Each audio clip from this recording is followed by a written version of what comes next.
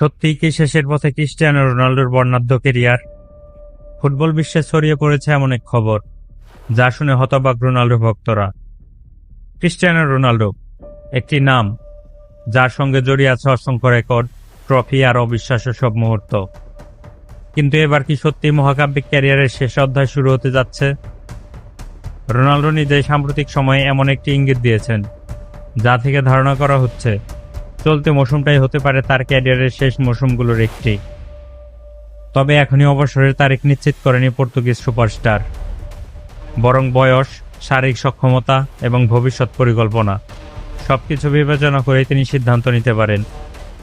41 বছর বয়সেও রোনাল্ডো যেভাবে মাঠে পারফর্ম করে চলেছেন সেটাই অবিশ্বাস্য। কিন্তু একটা সময় তো থামতেই হয়। পর্তুগালের হয়ে ইউরো জয়, 5টি ব্যালন ডিওর, চ্যাম্পিয়ন্স লিগ, অসংখ্য রেকর্ড। রোনাল্ডোর ক্যারিয়ার যেন ফুটবলেরই একটি ইতিহাস। এখন প্রশ্ন একটাই, আর কতদিন দেখা যাবে CR7-কে? যদি সত্যি এই মৌসুম পর রোনাল্ডো বিদায় নেন, তাহলে ফুটবল বিশ্ব হারাবে তার ইতিহাসের অন্যতম সেরা এক কিংবদন্তিকে। রোনাল্ডোর বিদায় কি সত্যি এতটা কাছে?